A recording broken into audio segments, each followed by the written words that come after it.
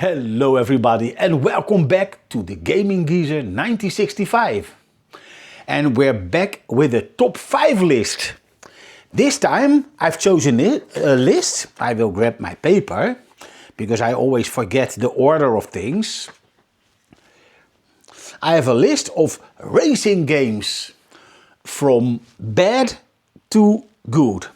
But first of all, let me explain you I will explain this during the gameplay because this is not about how well I can play these games.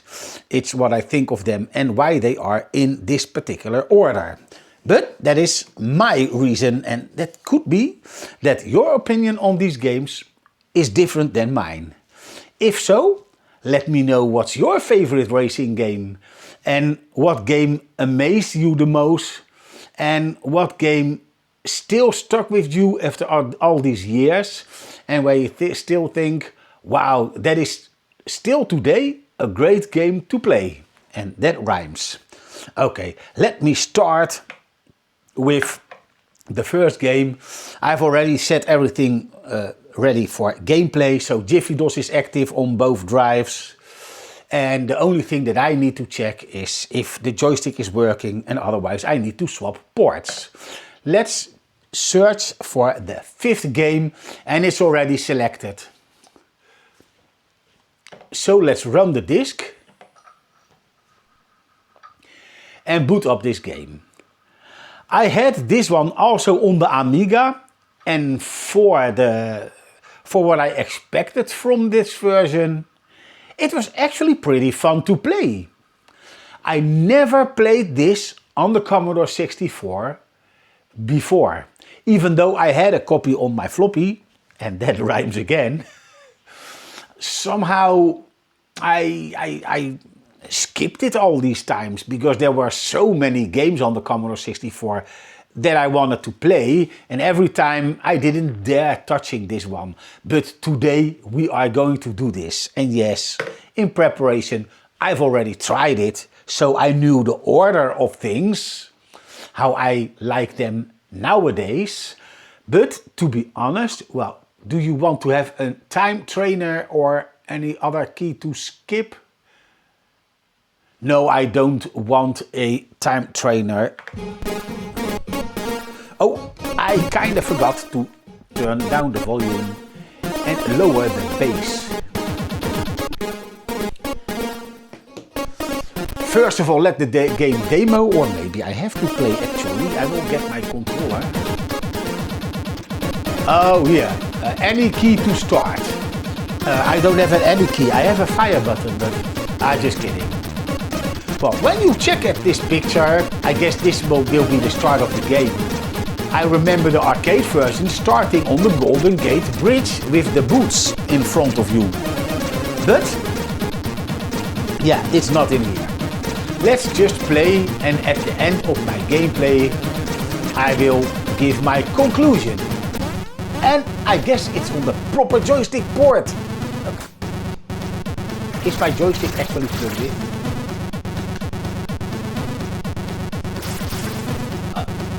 I thought I was in between these boots.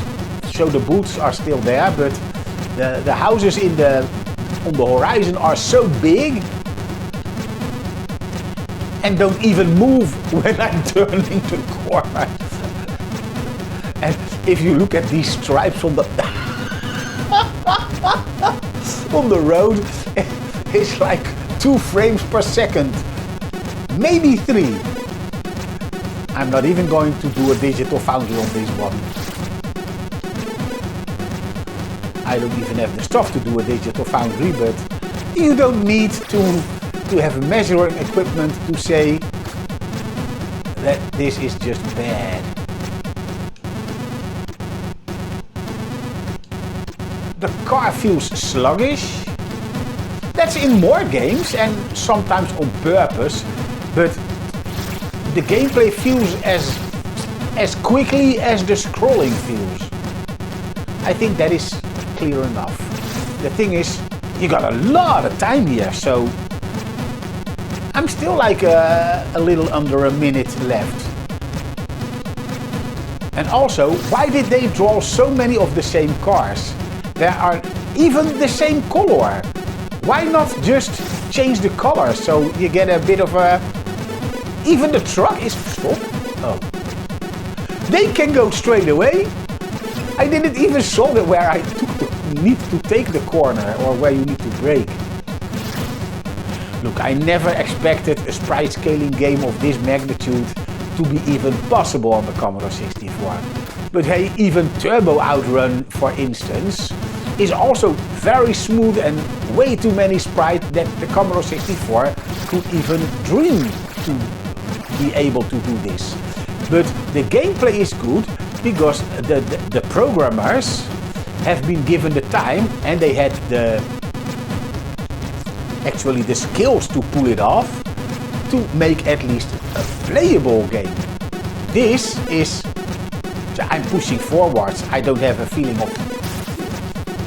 You can't even respond. Before I see that I need to take a corner, we'll just skip this because, yeah, this is just a waste of time. I'm not even going to play until the timer runs out. This is just bad. Bad in several ways. I never expected a graphical powerhouse because this was way over the head of the Commodore 64. But they could have at least make it a different graphical game. But drawing the horizon so big and don't move it, it's right in your face. Then I'd rather have very tiny small buildings, which you see in different other games. I will mention you when you see this in this same video.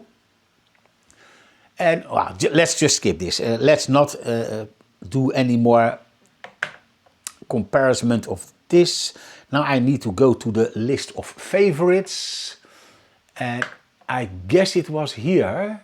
Yes, favorites. Enter.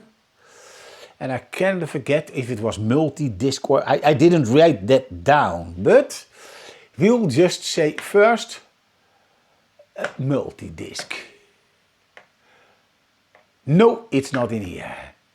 Single disc. It's somewhere down there, so... Dit is the proper Lotus. Let's run the disc. This game I didn't even know got released on the Commodore 64. I'm familiar with the Amiga version and the very first Lotus game was pretty smooth, fun to play, but it was always in split screen. And I may assume that the Commodore 64 also will be only split screen with like an animation of somebody working on your car or on a car below. Let's just skip this. Infinite view? No, I don't need that. Or maybe you need to do no. Or maybe with the joystick. It doesn't even say how to do it, so let's try a joystick swap.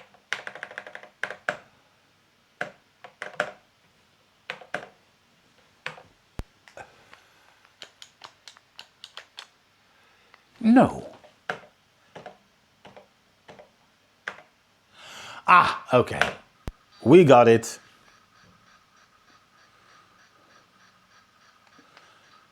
I don't know if I got the proper port.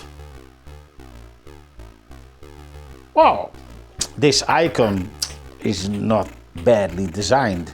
I still hear the drive active, or the virtual drive. Select a track.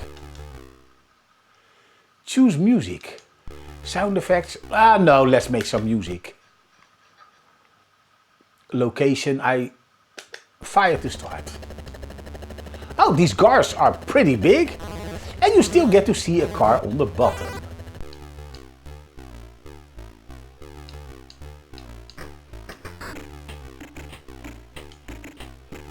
Are we moving? I saw them driving away. Mile per hour. Oh, look, you need to go through the gears. Oh, we're on the top gear now. I kind of forgot to check if you had automatic.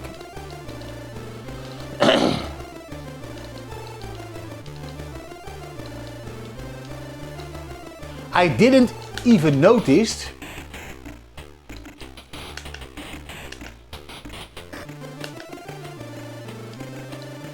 maybe in this case I should have just used the car engine noise, because now I don't know if I have the proper timing when gearing up.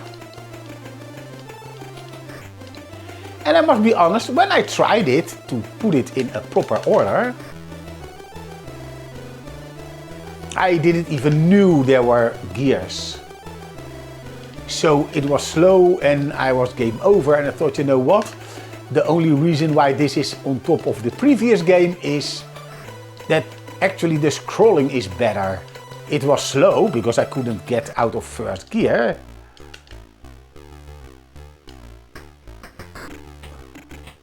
Look, I'm not going to win. That's pretty clear.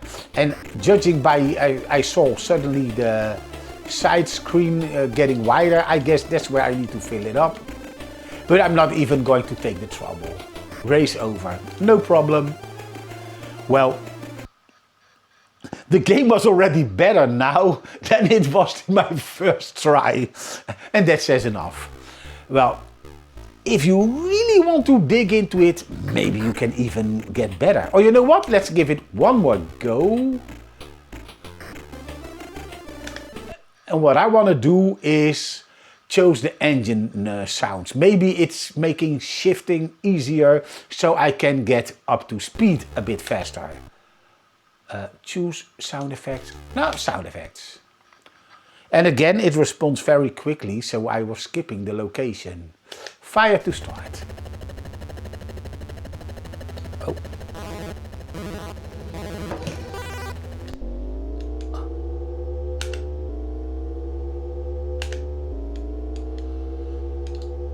Oh, that makes things easier.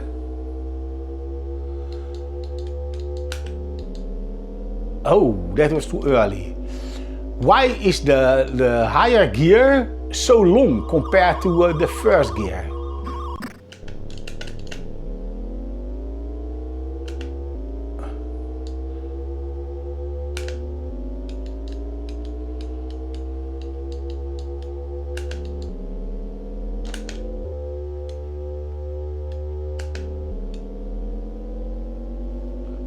That is just weird.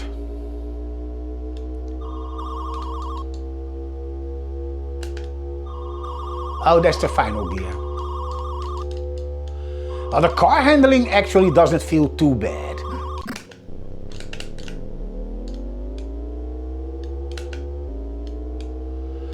But I'm still not going to win. By a long shot.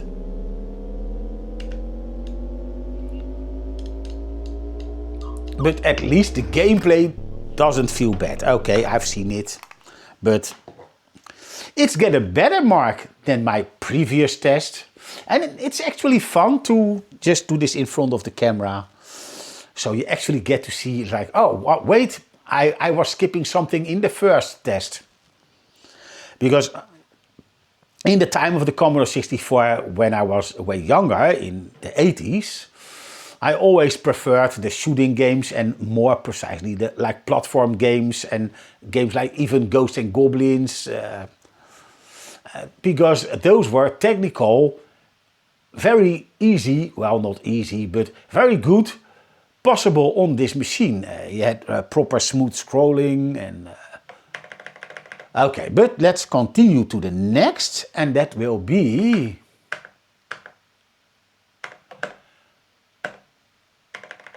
Let me see, if I'm not mistaken.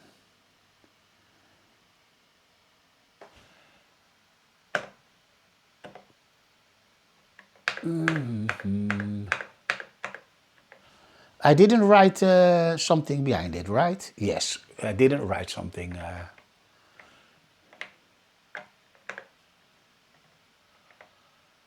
There we go. And now I wanted to have a certain version with light. So this will be the version.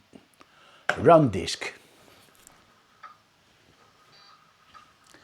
And this game, Chase Headquarters, that was always very much fun to play on the Amiga. And later, of course, the arcade versions in all these collections that you have. Oh man, I kind of forgot. Yes. But let's skip this, because this is actually not such a great tune. It's, the sound is just too sharp.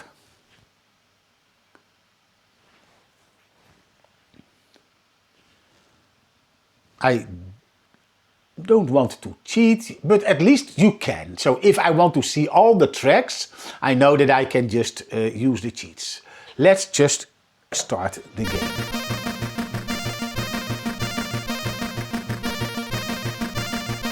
Am I playing on a Commodore 64 or is this the ZX Spectrum?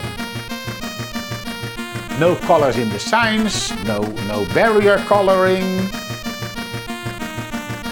A very small part of the scrolling mountains, at least we have scrolling mountains compared to Cisco Heat.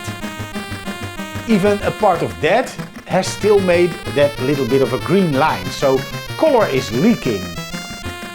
The speed, STAS, slower than a snail, instead of FTL, faster than light. But okay, let's just press fire to play. Stage 1. This is Nancy at headquarters. Let's just go. I think maybe the boost is with turbo. No. Ah, that's gear. And space is boost. So this is boost in the highest gear possible. Look at the speed! And the reason why it's higher is because even though the game has no speed, the control of your car is smooth and there's not an exaggerated amount of traffic to avoid. And so actually you can pass them without having a collision with them. And the other two boosts I will save up for the bad guy. I need to go to the right. That sound from the squealing tires is ridiculous. Oh, no. Get.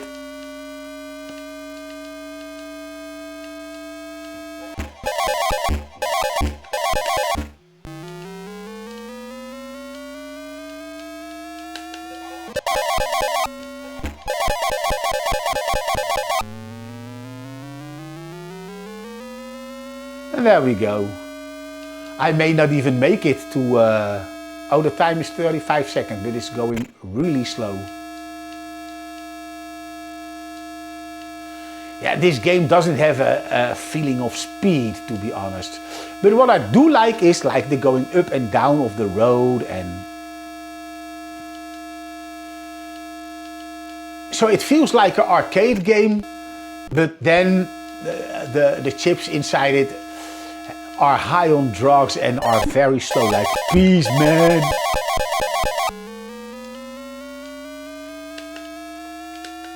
Come on, shift, thank you.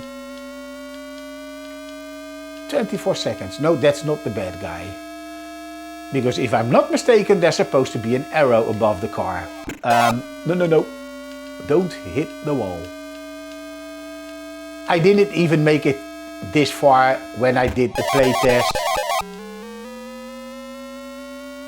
And just like with the ZX Spectrum, these lights that are blue, when they go lower, they come into the green territory.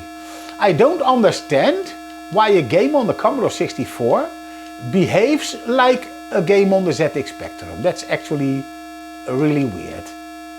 If you keep messing around, I know. But first of all, the game is not so fast.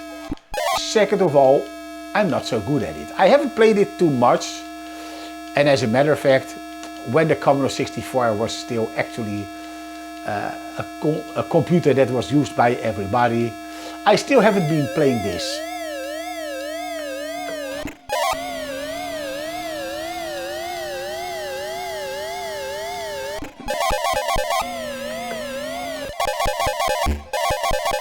No, don't hit the...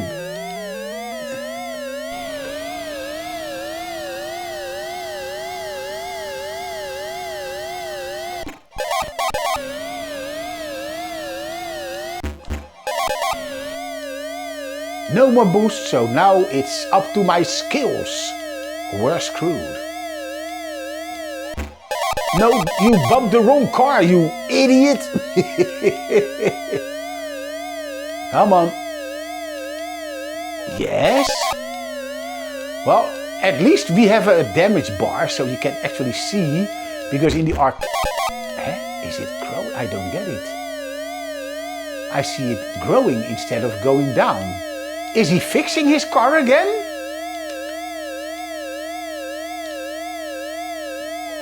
Come on.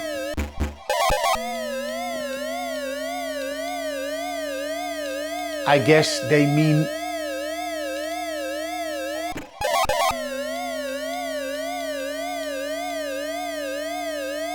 Well, I don't actually have to pass this, even if I could make it, but... Well, it is playable, much more playable than the previous two games. Even though, to be honest, I expected this Chase Headquarters and Lotus to have swapped places with each other. But even though Lotus was more smooth and the car felt better to control, due to how fast your opponent cars are, and you're not even having a chance of getting through first place, maybe it is possible. Maybe you can tell me if you could actually finish this game or get further in it than I can, then it means I have to invest a lot of time in it. And this game, gameplay wise, all these games so far, they didn't do it for me, and that's why the racing genre on the Commodore 64 was way lower than all the other kinds of games that you got on it. But it's now time to finally get in the top 2, and I must be honest and say the game that we're going to play now is better than it has the right to be. And you will soon see why I say this.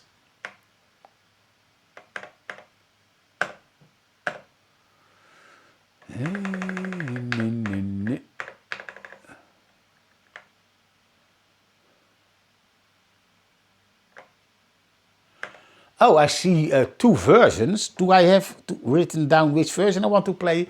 No, I didn't. So let's check this one. Yeah, it's good. Run.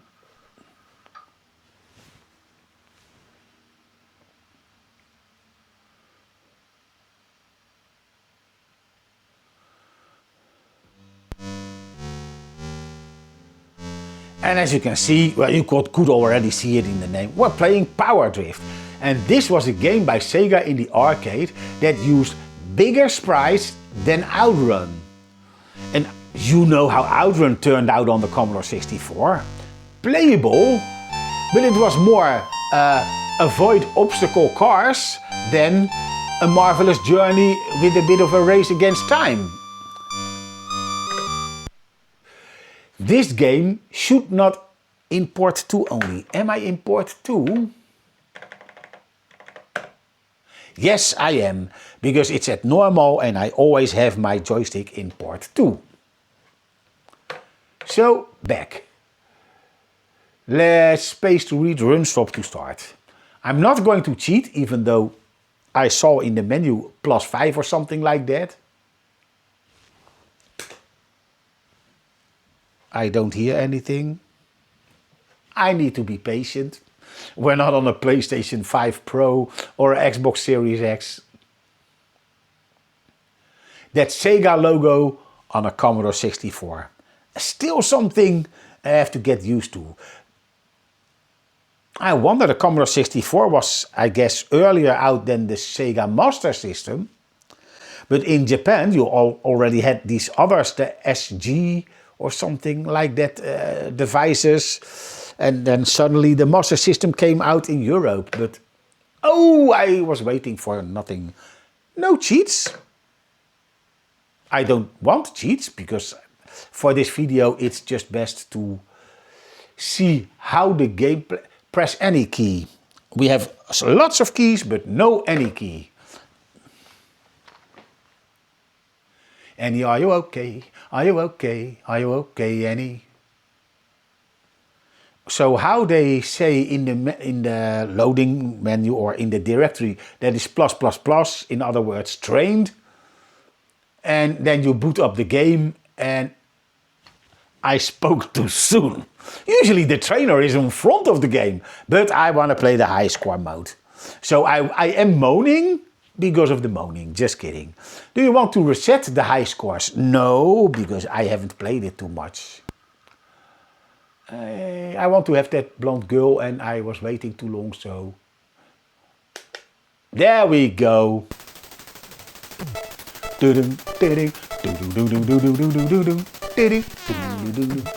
Ah, we can see in what gear we are in. And there we go. This is responding. We're going up. I knew this already, but... Man, I never expected the Commodore 64 to pull an effect like this off. I knew that the road was never going to be made out of sprites because of the sprite limitations. And just like with Turbo Outrun, you get quite big sprites, especially for the Commodore 64's capabilities. And it's actually moving fast. This game is so much better compared to what we have played before. It's actually a miracle that the Commodore 64 could pull this off. I gotta say, the programmers, they deserve a real high five. A big thumbs up for me. And now I'm actually doubting if I shouldn't have swapped the number 1 and number 2 game. But wow, this is just, it's magic.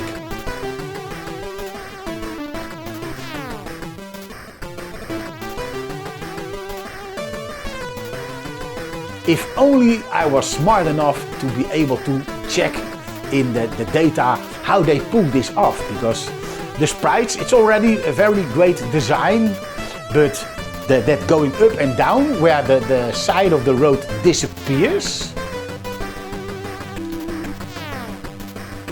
I really wonder, you really get that feeling that you get from the original Power Drift game.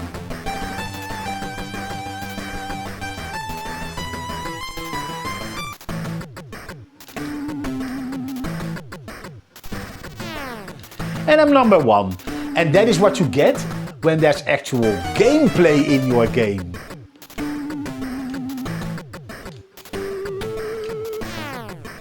Oh, even the turning effect is there. You're spinning out of control.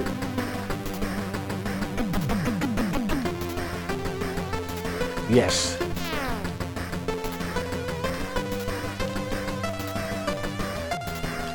This is something that the C64 shouldn't have been capable of, but it's actually doing it. It says, hold my beer, if I'm not done yet. I can do proper racing games with a great 8-bit feeling.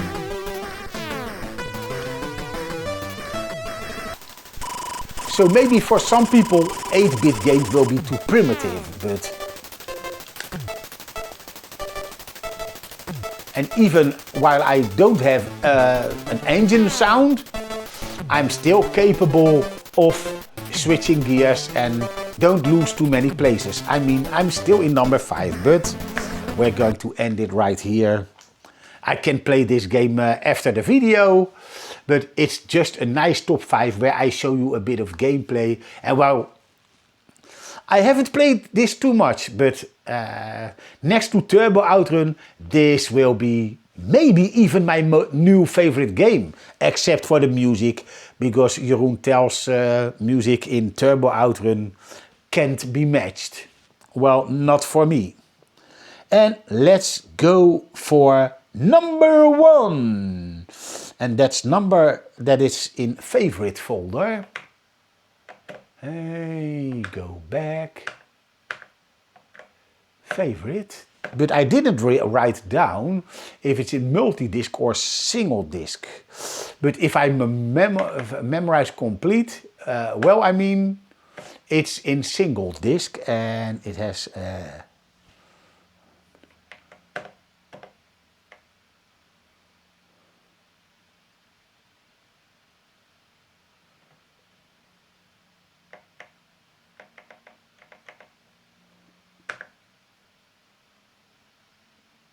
there we go. This one is the proper game. So you already know what's on number 1. And the only reason why I felt to put it there, first of all, I already remembered this game from back in the time. And in my memory, it's the smoothest racing game on the Commodore 64. But maybe I'm wrong.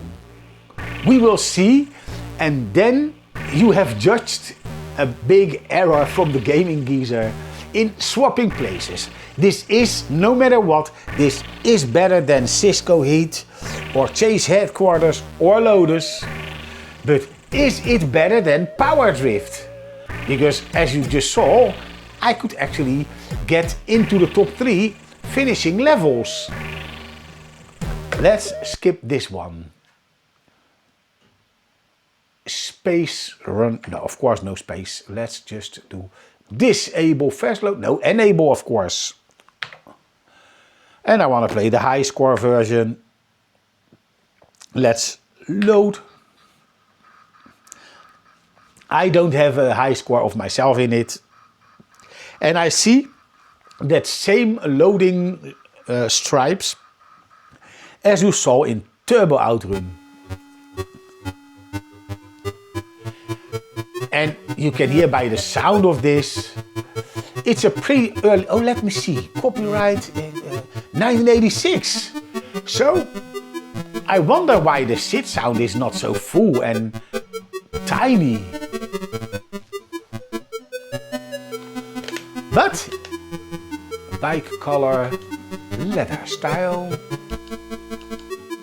Now let's keep it like this, but I don't, yeah of course, I need to match my bike. And let's go.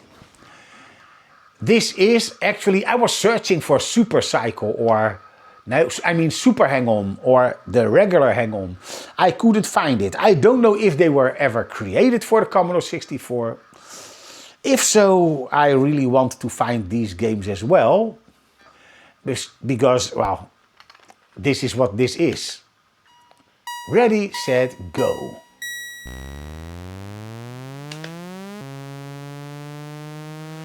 And you have 3 gears. Yes, I did remember that. Oh, look at the RPM is good. And I was right. Look at how smooth the sprites are coming towards you. So yes, this is way smoother than Power Drift. Way smaller sprites. And I also remember this.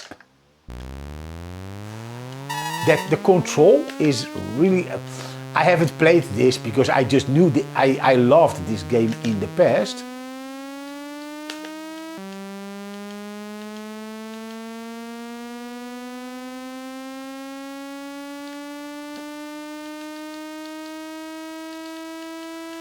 And I know I could finish a few tracks in the past.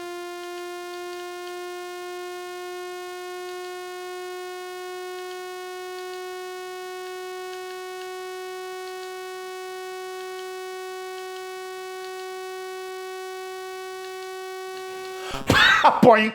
That sound is actually funny.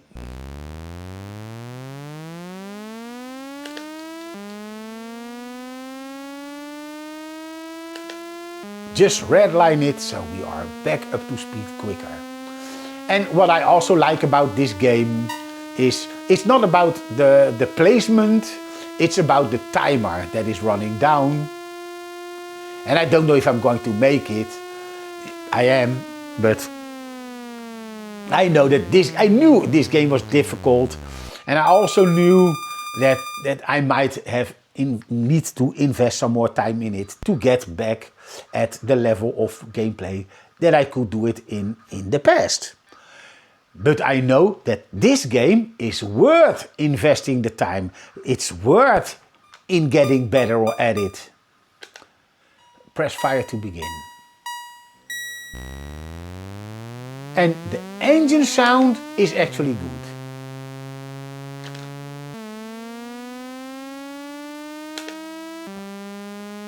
And also how the joystick responds to the game, or better still, the game responds to the joystick, is very quick and precise. The gearing up and down works immediately compared to the gearing in Lotus Spirit. If Lotus was up to this standard, that could have been, why are you skipping the middle gear? So yes, you can clearly see that this is a game that has been given a lot of attention.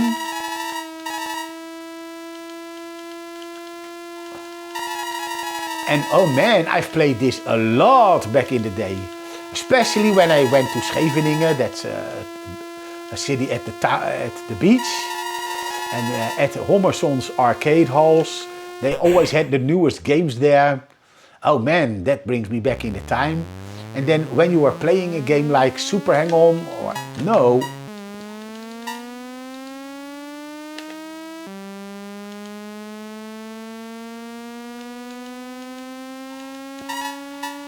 and then you went home and then you had something like this, that same arcade feeling and that same speed, a bit more bumpy ride.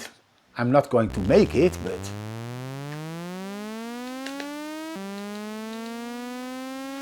yeah, when you're talking and not focusing 100% on what you're doing. But I'm making it, but never mind. I'm not even going to finish this, but I'm still very happy. Oh, I forgot, you can reset and then we get back to the regular screen. I always like to do an ending with the Commodore 64 screen. The only thing is it doesn't say Commodore 64 Basic V2 anymore, it says Jiffy DOS.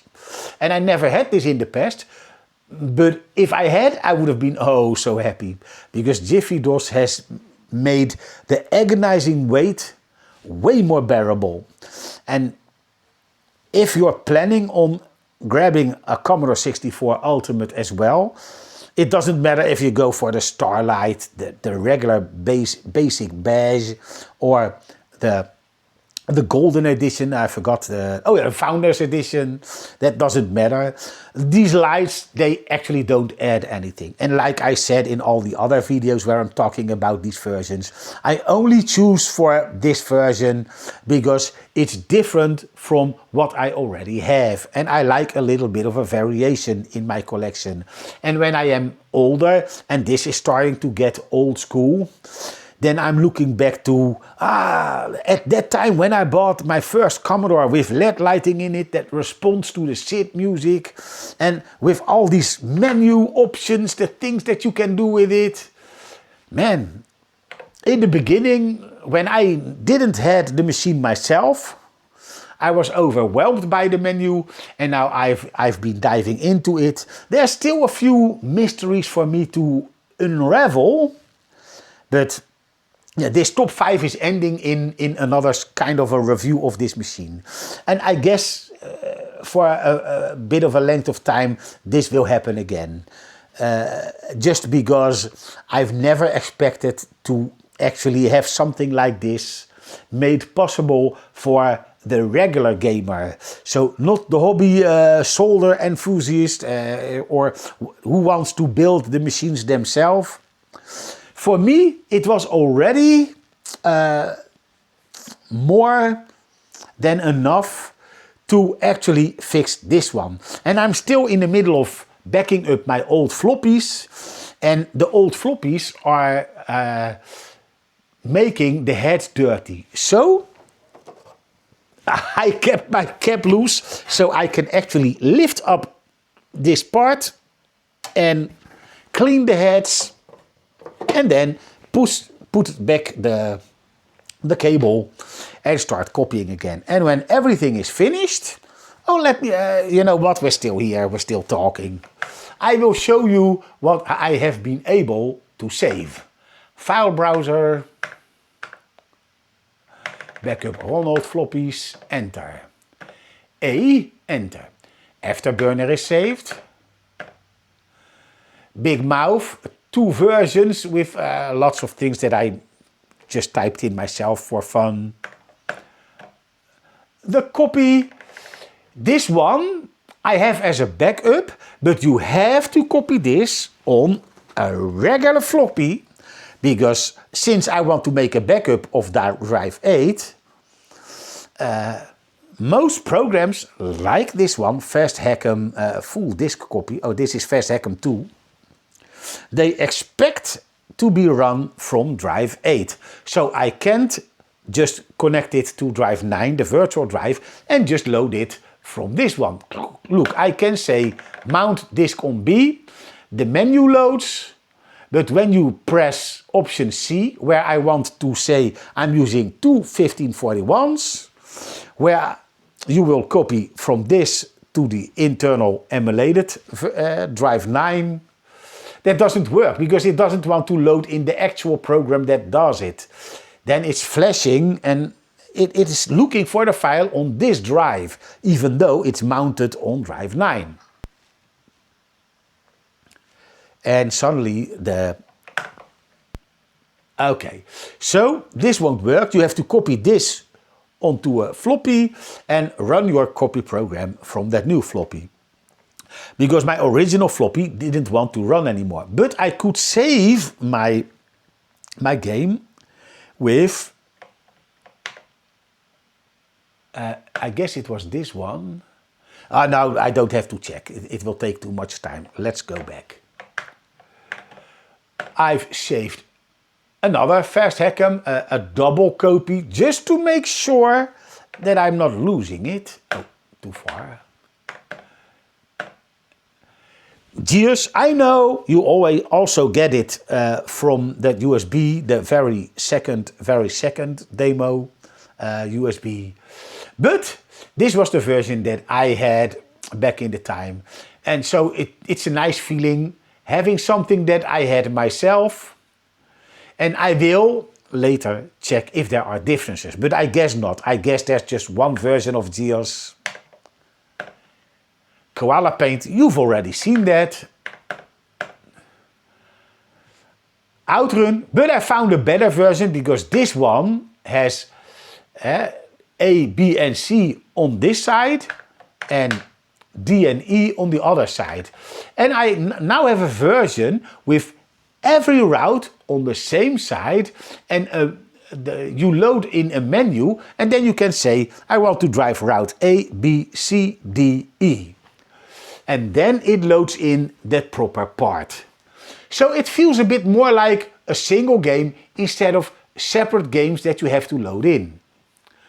So this one I have made a backup because it was mine, but I will always play the version that's actually on my other collection of games that I've downloaded from the internet. Road Blasters. Oh man, I should have put this one in this list as well.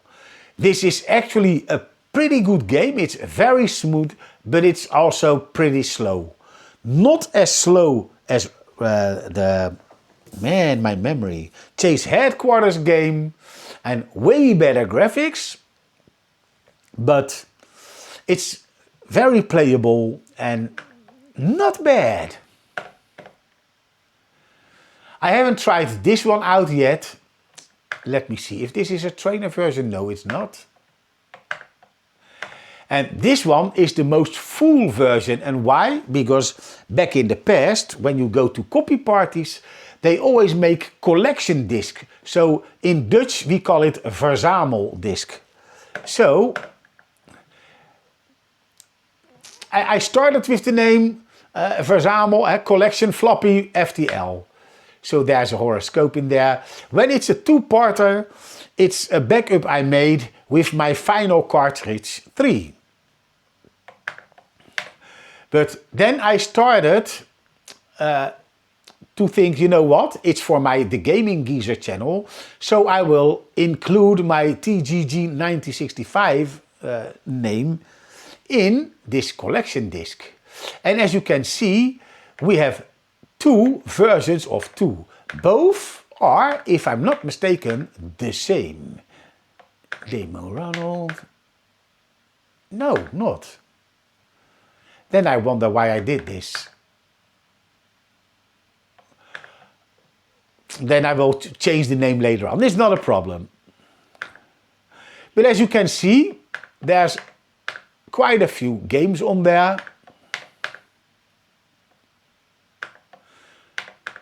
Sometimes there's a double one, because during copy you get read errors in certain blocks, and when I get less errors, then I will store it in a different collection. So you might see a double disk. That means that there may be an error in one of these games.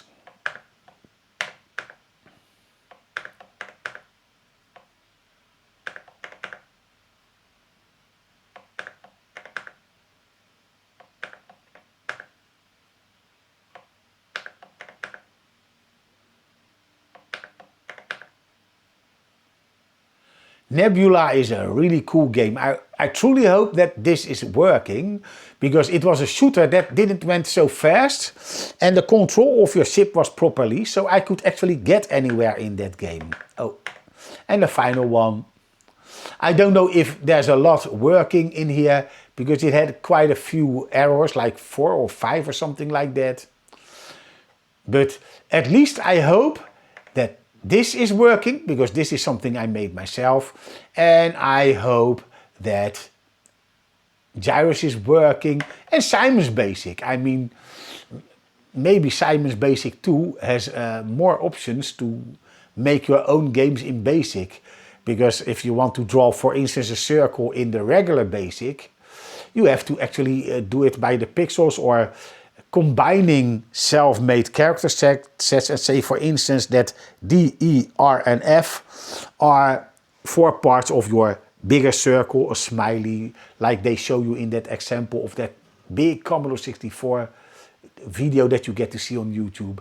But I'm going too far again. We're ready now, and I hope you enjoyed the video. And if you have your own top 5, feel free to share it in the comments, because I'm actually very curious what games, in this case racing games, because it's a racing games list, what racing games that you liked. And I wonder if there will be a racing game in there that I haven't checked yet. So it's nice to also find the jewels that I never actually tried. Well, this is everything for today. I hope you enjoyed the video, and we see each other in the next one. Goodbye!